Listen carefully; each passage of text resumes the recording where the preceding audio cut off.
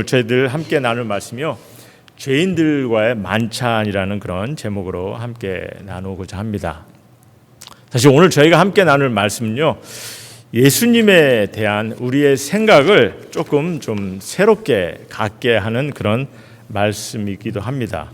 여러분이 평소에 어떤 생각으로 예수님을 바라보고 계신지 모르겠지만, 만약에 이게 이제 고정관념이 될 수도 있는데, 만약에 그런 생각을 가셨다면 좀 내려놓으시고 오늘은 좀 예수님에 대해서, 교회에 대해서 좀 새로운 안목을 가지시는 그런 시간이 되었으면 합니다. 오늘 본문 말씀 보니까 예수님께서 식사를 나누시는데 세리인 마태 집에서 죄인들과 함께, 이 죄인들이라 손가락질 받는 이들과 식사를 하셨다는 거죠. 그럼 이런 예수님의 행동에 대해서 여러분은 아무 문제가 없으십니까? 근데 사실 오늘 말씀을 보니까 이런 예수님의 행동에 문제를 제기하는 이들이 있는 것을 보게 되죠. 11절 말씀 보면 바리새인들이 이런 말을 합니다. 어찌하여 예수님께서 세리와 죄인들과 함께 식사를 하느냐. 분명 어떻게 해서든지 예수님의 꼬투리를 잡으려고 하는 저들입니다. 예수님을 거짓 선지자로 몰아붙이기를 이렇게 바라는 그런 이들인데, 이런 이들이 좀 질문을 하고 있는 거죠. 저들은요, 분명 그렇게 질문하는 이유는요, 저들 보기에는 분명 예수님께서 무언가가 잘못을 하고 있기 때문에 그렇게 질문하고 있는 거죠. 그다음에 예수님께서도 저들에게 거슬리는 그런 행위를 하고 있는데, 그 행위를 통해서 나름대로 주님께서 무언가를 가리키고 있지 않나, 분명 우리에게 이 가르침을 주고 있음을 저희는 말씀을 통해서 보게 됩니다. 그래서 이를 좀 함께 나누고자 하는데요. 다시 한번 성도님들, 지금 바리새인들이 비난하는 예수님의 행위에 아무 문제가 없다고 생각하십니까? 이게 지금 우리가 지금 현실감 있게 보질 못해서 그럴 수 있어요. 사실 그 당시 여러분들 세리나 죄인들이라면은 어떤 이들이겠습니까? 여러분께서 좀 상상을 좀 해보셔야 됩니다. 그때 당시 세리는요, 로마의 앞잡이의 역할을 하던 이들입니다. 그렇기 때문에 유대인들에게 비난과 손가락질을 받던 이들이에요. 그리고 그걸 알면서도 부와 권력을 쌓기 위해서 저들은 힘쓰는 이들을 또 고용해서 권력을 행사한 이들이라는 거죠. 그래서 성경에서 세리와 죄인들이라고 할 때, 그래서 여기서 죄인이라고 하면 또 어떤 이들이겠어요? 죄인은요, 그러니까 이제 세리들을 위해서 폭력을 행사할 수 있는 그런 힘을 쓰는 그런 이들이 될 수 있는 거죠. 그러니까 우리가 이거를 이해할 수 있는 지금 상황하고 좀 이렇게 비교해서 여러분들께서 이 말씀을 생각해 본다면요, 그때 당시 세리와 죄인들, 지금에는 어떤 인물들이겠냐는 거죠. 그렇게 돈을 가지고 남의 돈을 갈취하고 또 그 갈취하기 위해서 힘을 쓰고 폭력을 쓰는 이들, 어떤 이들이겠냐는 거죠.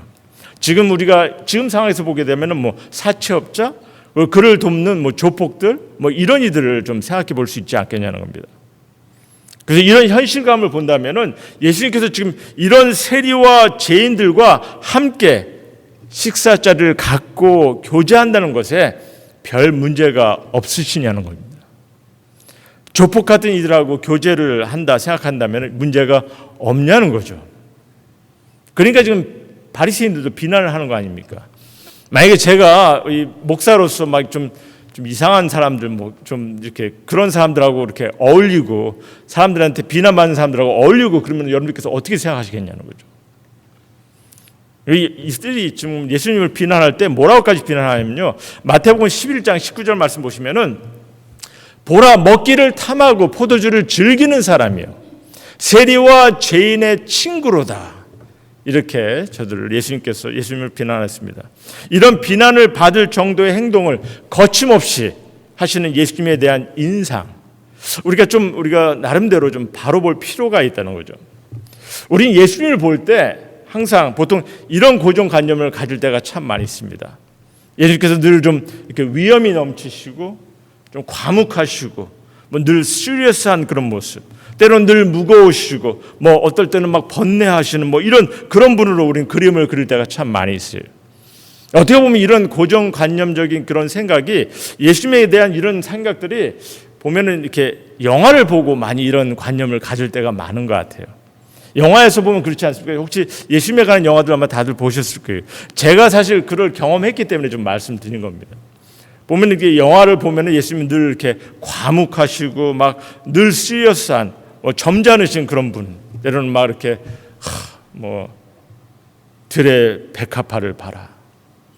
이렇게 공중에 나는 새를 봐라. 하면서 굉장히 좀 이렇게 좀 그리고 때로는 혼자 굉장히 번뇌하시는 이런 분으로 물론 저도 영화를 봤을 때는 그런 예수님의 모습으로 따로는 그런 인상을 가질 때가 참 많았습니다. 그런 모습으로 그려왔었다는 거죠.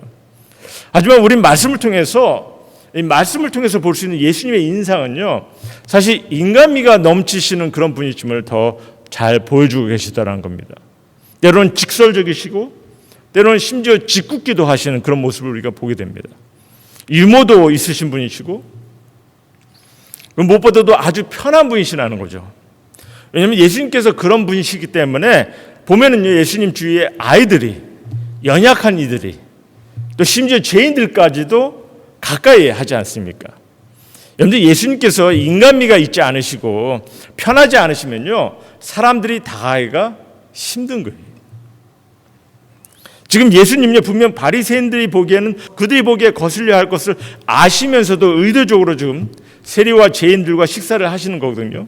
물론 바리새인들의 그런 위선적인 그런 잘못된 생각을 예수님께서 지적하기 위함도 이시겠지만은 주님은 사실 어떻게 보면 그냥 갖고 계신 그런 그 모습, 그 성품 그대로 예수님께서 당신의 모습을 보이시고 계신 거죠. 정말 자연스럽게 사람들을 그냥 편안하게 그렇게 여기시는 그런 분이심을 우리는 보게 됩니다. 그래서 13절 말씀을 다시 보시면요, 13절 보면은 이런 말씀도 해주십니다. 구약의 호세의 말씀을 갖다가 인용하시면서 너희는 가서 내가 긍휼을 원하고 제사를 원하지 아니하노라 하신 뜻이 무엇인지를 배우라. 나는 의인을 부르러 온 것이 아니요 죄인을 부르러 왔노라 하시니라. 이렇게 말씀하시는 거죠. 여러분, 누구를 사랑해 보셨죠? 연약한 이들을 대해 보셨을 겁니다. 이게 말입니다, 권위를 내세우고 나는 갑이다 하는 이런 것을 내세우려고 하다 보면요, 위험을 보여야 됩니다. 본인 스스로가 점잖아야 돼요. 아니면 큰 소리를 치든지 아니면 카리스마가 넘치든지. 하지만 연약한 이들을 진실되이 대하고 사랑의 마음으로 나누려고 하면요, 일단은 그들에게 편안하게 해야 합니다. 밝은 미소로 반가운 마음을 표현해야 되는 거죠. 지금 죄인으로 손가락질을 받고 있는 이들을 예수님께서 대하고 계신다는 거죠. 그들에게 예수님께서 정말 시리어스하게 종교 지도자들처럼 정말 그렇게 그들을 대하셨다면 그들이 다가왔겠냐는 거죠. 이런 주님이셨다는 겁니다. 그래서 우리도 이런 주님을 아주 좀 편안하시고 인간미가 넘치시고 늘 반기시고 밝은 미소를 맞이하시고 때로는 유머도 있으시고 이런 주님이셨음을 우리가 좀 인식하셔야 될 필요가 있다는 겁니다. 그런 주님에 대한 인상을 좀 가지셔야 됩니다. 그럼 이제 본문을 들어와서 우리가 주님에 관해서 왜 이런 인상을 가져야 하는지, 우리에게 지금 무엇을 가르치시는지, 예수께서 아주 편안한 마음으로 세리와 죄인들과 만찬을 나눈 것은요, 예수님께서 저들과 같이 되고자 하는 그런 생각이 아니죠. 그런 의도가 아니라 무엇보다도 저들을 사랑으로 대하셨어요. 그래서 관계를 세울 수 있도록, 그리고 뿐만 아니라 저들을 구원하기 위함인 거죠. 비록 죄인이지만 한 영혼이라도 구원하기를 주님께서 원하셨어요. 그래서 관계를 세울 수 있도록. 그래서 결국 마태가 보면요, 마태는 예수님을 따르지 않습니까? 비록 세리였지만 그는 평생을 이제 주님을 따르며 주님을 위해서 희생과 목숨을 아끼지 않은 그런 자로 변해가는 것을 보게 됩니다. 비록 죄인으로 손가락질 받던 이들이지만 저들을 구원하시기 위해서 저들과 관계를 맺으신 거죠. 진실된 마음으로 함께 하셨다는 겁니다. 그런데 바리새인들은 그런 모습을 비난하였습니다. 여러분들, 바리새인들은요, 나름대로 좋게 생각한다면 자신을 보호하려고 그렇게 했겠지만, 바리새인들은 여러분들 아시겠지만 죄인을 늘 피하고 멀리하고 스스로가 의로워 보이려는 그런 모습, 그런 위선적인 모습으로 살아왔습니다. 하지만 주님은 이를 원치 않으셨습니다. 이런 위선의 모습을 갖는 것, 스스로의 잣대를 두고서 남을 비난하고 평가하고 무시하고 이런 모습으로 살아가는 그런 모습을 주님은 원치 않으셨다는 거죠. 비록 죄인이라 하더라도 주님은 한 영혼을 불쌍히 여기셨고 그를 구원하고자 하셨어요. 예수님은 이를 위해서 정말 스스로가 기준으로 낮추셨다는 것을 여러분들 기억하셔야 됩니다. 편안하시고 사랑이 많으시고 배려하는 그런 그분으로 오셨음을 기억하셔야 됩니다. 그렇다고 예수님께서 모든 것을 합리하신 그런 분은 아니시는 거죠. 다만 사람들의 마음을 주님께서는 아셨기 때문에 관계를 세우기 위해서 그들과의 편안함을 유지하셨다는 겁니다. 사실 오늘 말씀 보시면요, 예수님은 바리새인들에게뿐만 아니라 심지어 세례 요한의 제자들에게까지도 비난의 소리를 듣는 것을 보게 됩니다.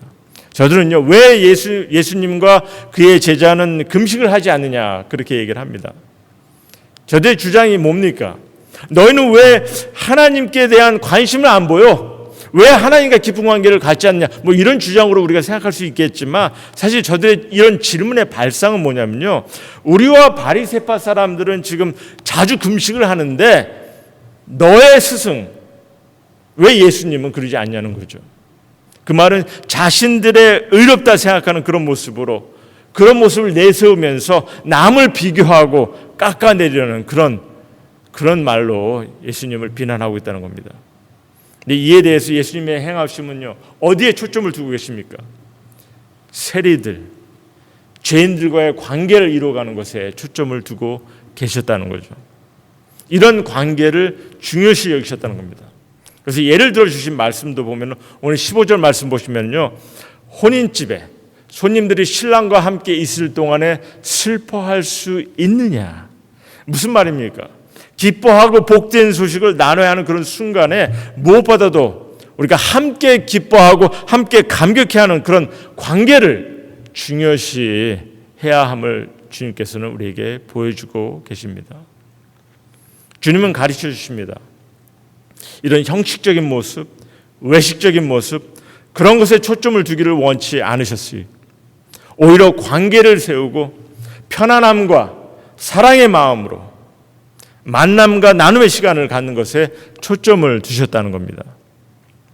저희가 그동안 몇 주간 사실 좀 삶의 목적을 가지고 몇 가지를 좀 나누고 있습니다. 우리가 좀 여러분들께서 좀 다시 한번 주보를 좀 잠깐 보셨으면 하는데요. 여러분들 주보의 그 뒤에 교회 목적을 보시면요, 이렇게 주어진, 제가 사실 나눈 것 중에 하나가 뭐냐면, 이런 주어진 날에 정말 주님의 날에 하나님께 경배와 예배를 드리는 것이 또한 중요한 삶의 목적임을 나눴습니다. 그래서 저희 첫 번째 목적이 뭐냐면 신령과 진리 가운데 예배드리며 하나님의 임재를 경험하는 교회가 되어야 됨을 나눴습니다. 이것이 삶의 목적일 뿐만 아니라 또한 교회의 목적임을 지금 나누고 있습니다. 또 저는 저희가 또 나눈 것 중에 하나가 하나님의 말씀에 따라 살아가야 되는 것, 중요한 삶의 목적임을 나눴어요. 왜? 말씀을 따라 살아가는 것이 왜 중요하냐면요, 하나님께서 원하시는 것이기 때문에. 그래서 저희가 두 번째로 영적 성숙을 위해 말씀을 마음에 품고 배움에 전념하는 교회가 되기를 또한 부탁드린 겁니다. 그리고 지난주에는 제가 나눈 것이 주님을 모르는 이들에게 좀 복음의 말씀을 나누는 것, 주님을 소개하는 것, 주님의 교회에 초대하는 것, 또 너무나 이것이 귀한 삶의 목적임을 나눴어요.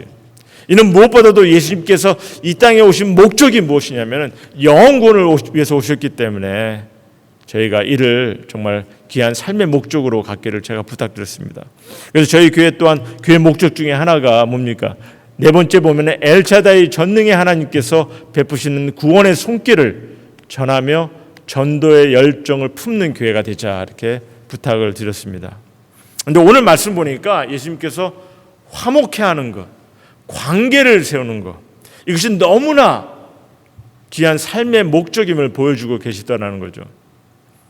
그래서 우리가 그중에 저희가 세 번째로 보면 하나님의 사랑 가운데 화목함으로 주님의 공동체로 기쁨과 행복을 누리는 교회라 이렇게 말씀드렸는데, 이렇게 주님께서는 주님의 사역을 통해서 우리에게 정말 귀한 삶의 목적을 하나하나 보여주고 계십니다. 특별히 화목해하는 것, 관계를 세우는 것, 이것이 너무나 삶의 귀한 목적이라는 거죠. 그래서 우리가 여러분들 성경을 자세히 보시면요, 이런 관계 세움을 위해서, 화목함을 위해 많은 가르침을 주실 뿐만 아니라 또한 실제로 이런 관계에 연관된 모습으로서 이게 음식을 나누는 그런 순간들에 대해서도 또한 엄청 강조를 하고 우리에게 말씀으로 가르치고 있다는 거죠. 왜냐하면 관계 세움에 있어서 보면은 관계 세움에 정말 많은 경우 음식을 나누지 않습니까? 우리가 관계를 세울 때 친구의 관계도 그렇고 가족들과의 모임도 그렇고 그런 관계 속에서 늘 나누는 것이 뭡니까? 음식이에요. 음식. 그래서 사실 오늘 예수님께서 죄인들과 음식을 나눈 것도 이런 상황이 사실 여러분들 성경에 보시면요, 한두 번이 아니라는 거죠. 오죽하면은 정말 바리새인들이 먹기를 탐하고 포도주를 즐기는 사람이요, 세리와 죄인의 친구로다, 이런 말까지 듣냐는 거죠. 사실 성경을 보면은 음식을 나누는 것이 정말 중요함을 또한 많이 가르치고 있다는 겁니다. 여러분들 예수님께서 제 아들과 같이 마지막 성만찬을 나누시는 거 여러분들 너무나 잘 아실 거예요. 근데 우리는 보면은 이렇게 늘 이 성만찬의 의미만 초점을 두려고 합니다. 근데 여러분들 성경을 보시면요, 그 순간을 통해서 예수님께서 제 아들과 귀한 순간을 보내면서 끝까지 사랑하셨음을 우리에게 전하고 있다라는 거죠. 그 귀한 순간을. 그러니까 초대교회 때 보면은 매주 모일 때마다 음식을 나눈 겁니다. 초대교회는 음식이 빠지질 않았어요. 그 말은 함께 모여서 늘 예배도 중요하지만 관계를 세우길 원하시고 또 사랑의 만찬을 나누기 원하시기 때문에 늘 음식이 빠지지 않으셨다는 거죠. 그래서 고린도전서에 보면은 그런 말씀을 우리에게 주시고 있습니다. 음식 때문에 또 교회에 또 여러 가지 문제가 생기는 그런 부분들을 전하고 있지 않습니까? 우리 사도행전 2장 42절 말씀 보시면요, 사도행전 2장 42절 말씀 보시면 그들이 사도의 가르침을 받아 서로 교제하고 떡을 떼며 이렇게 말씀하시는 거죠. 사실 이게 하나님께서 처음부터 부탁하신 가르침입니다. 서로 교제하고 떡을 떼는 것이 얼마나 귀하고 중요함을 성경은, 하나님께서는 처음부터 우리에게 가르쳐 주십니다. 신명기 12장에 보시면요, 이게 대중예배에 대한 가르침을 처음으로 가르쳐 주시는 그런 본문인데, 12장에 보면은 예배를 위해서 제사를 드리는 것으로만 그치는 것이 아니라 온 백성이, 온 가족이, 심지어 노예들도 방문자들도 이들도 모두 함께 모여서 음식을 나누며 기쁨의 시간, 행복의 날을 가지라, 이렇게 하나님께서 명하시는 것을 그 말씀을 통해서 보게 됩니다. 왜? 그래야 거기서 관계를 세울 수 있으니까. 여러분들, 사랑을 나눈다는 것이 이게 그냥 나눠지는 것이 아닙니다. 서로 알아야 사랑이 이루어지는 거죠. 사랑이 나눠지는 거죠. 그러니까 서로 얼굴을 맞대고 음식을 나누는 거죠. 애찬을 나누는 순간을 우리는 무시할 수가 없어요. 조금씩 서로 알아가는 그런 귀한 시간이기 때문에 마음을 나누는, 기쁨을 나누는, 서로의 힘든 순간까지 나눌 수 있는, 그래서 그러다 보면 같이 기도 제목도 나누고 서로 기도하게 되고 또한 섬김의 그런 귀한 그런 순간 아닙니까? 애찬을 준비하느라 또 서로 섬기고 서로 돕고 서로 마음을 나누는 이 모든 순간, 이 모든 순간들이 사실 어떻게 보면 예배의 한 그 순간임을 우리에게, 성경 우리에게 가르치고 있다는 거죠. 그래서 교회가 항상 모일 때마다 이런 관계 세움을 위해서 음식까지 준비하는 그런 부분들을 성경은 우리에게 강조해서 전하고 있다는 겁니다. 여러분들 요한일서 1장 3절 말씀 잠깐 보시겠습니다. 요한일서 1장 3절 말씀 보면은 우리가 보고 들은 바를 너에게 전함은 너희로 우리와 사귐이 있게 하려 함이니 우리의 사귐은 아버지와 그의 아들 예수 그리스도와 더불어 누림이라, 이런 말씀이 있어요. 여기서 사귐이라는 말이 코이노니아라는 말입니다. 여러분들 코이노니아 잘 많이 드셨을 거예요. 여러분들 팬데믹 때 어떻습니까? 팬데믹 때 뭐 혼자 온라인으로 예배를 드리니까 뭐 좋으셨어요? 아니잖아요. 오히려 팬데믹 때 보면은 물론 코로나 때문에 죽은 사람도 많이 있지만은 뭐 그런 얘기를 들었습니다. 뭐 우울증이라든지 외로움, 또 그리고 사업의 문제로 자살하는 이들이 엄청 많았다는 그런 얘기를 들었습니다. 분명 우리의 사귐을 오늘 이 요한일서에 보면 우리의 사귐이 아버지와 그의 아들 예수 그리스도와 더불어 누림이라 이렇게 하였는데, 이게 그냥 내 개인적으로 주님과 함께 동행하면 된다는 그런 생각의 말씀이 아니라는 거 기억하시기 바랍니다. 잘 들으시기 바랍니다. 여기서 요한은요, 나 혼자 주님과의 어떤 사귐을 말하는 것이 아니에요. 우리의 사귐을 설명하고 있어요. 우리의 사귐을 설명하고 있다는 거죠. 우리 안의 사귐이 하나님 아버지와 그의 아들 예수 그리스도와 더불어 누려야 한다, 이렇게 말씀하고 계세요. 그러니까 이는 무슨 말이냐면요, 하나님 아버지와 우리 주 예수 그리스도께서 정말 가치 있게 주님이 소원하시고 주님이 귀히 여기시는 것을 우리가 함께 행해 가야 되는 것을 우리에게 말씀해 주고 있는 말씀입니다. 그리고 이는 그냥 어떤 뭐 종교 행위나 종교 생활로서의 사귐이 아니라, 이게 보면 너무나 이게 코이노니아에 대한 잘못된 그림을 우리가 그려왔는데, 이런 잘못된 생각이기 때문에 오늘 본문에서 보면은 이 바리새인들이 정말 예수님의 그런 모습을 지적하는 그런 모습, 잘못된 생각을 가질 때가 있을 수 있다는 거죠.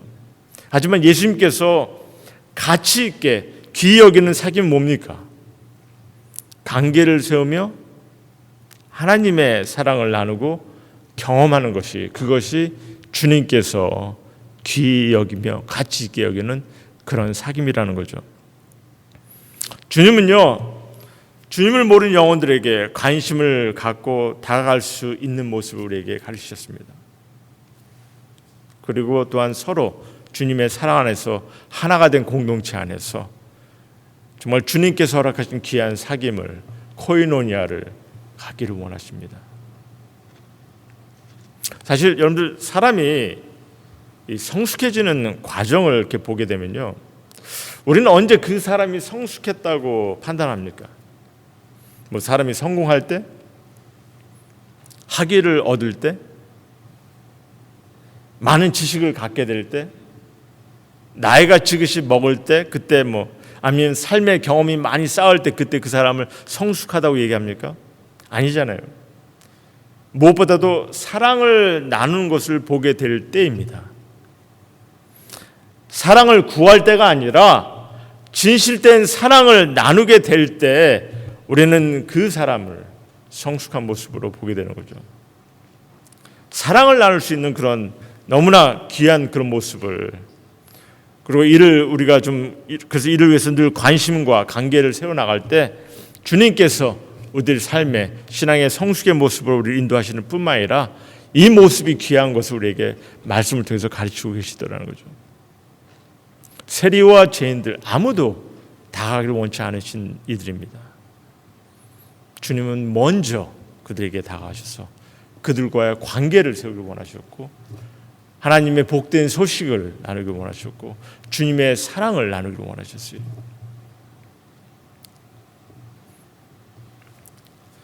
교회 안에서 우리가 성도님들과 깊은 관계를 맺고 서로 섬기고 서로 위해 주는 거 너무나 중요하고 너무나 필요합니다.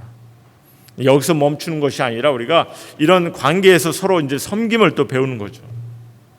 사랑하는 것도 배우고 용납하는 것도 배우고 서로 배려하는 것도 배워서 이제 그 배움을 통해서 그 배움을 온전히 배워야 또 세상에 나갈 수 있는 거 아니에요.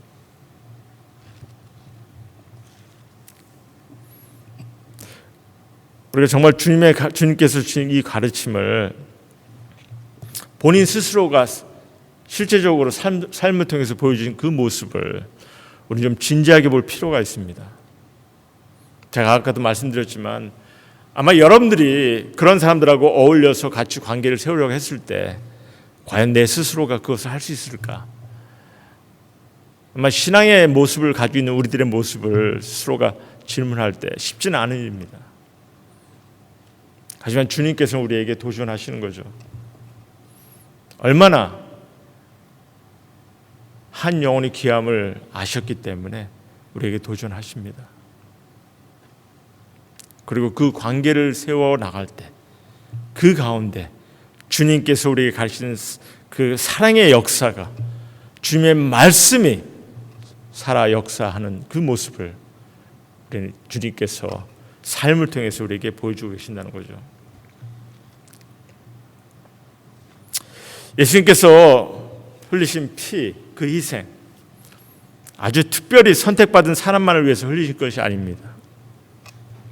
나를 위해서, 주의 사랑하는 이들을 위해서, 그리고 아직 그 사랑을 모르는 이들을 위해서 흘리셨고 저들을 부르고 기다리고 계십니다.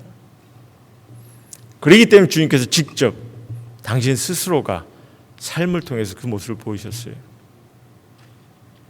그리고 그 모습을 위해서는 늘 절차가 필요한 거죠. 그래서 사실 누군가 나와서 같이 우리 식사할까? 그 자체가 사실 얼마나 귀한 모습으로 발전할 수 있다는 것을 여러분께서 아셔야 됩니다. 내 마음과 관심을 통해서 주님께서 정말 관계를 세워나가기를 원하시고 그 가운데 하나님의 사랑을 나눌 때 정말 주님께서 뜻하신 일들을 우리가 경험케 되며 주님을 닮아가는 그런 귀한 모습이 됨을 주님께서 우리에게 귀한 모습을 통해서 보여주셨습니다. 이것이 귀한 도전이 될 수 있고 여러분들에게 정말 큰 결단이 될 수가 있어요. 이런 주님의 가르침을 여러분들 다시 한번 생각하시면서 일단 예수님께서 어떠한 분이심을 바로 보시면서 그런 주님의 뜻을 생각하시며 우리 함께 정말 주님의 교회를 이뤄나갈 때 주님께서 이 교회가 정말 주님이 뜻하시는 그 사랑의 모습이 풍성한 하나님의 은혜를 특별히 경험하는 그런 귀한 아름다운 교회가 되리라 믿습니다. 이를 모두가 경험하는 우리 임마누엘 교회 성도님 모두가 되기를 주님의 이름으로 다시 한번 소원하고 부탁드립니다. 이 시간에 같이 함께 기도드리겠습니다.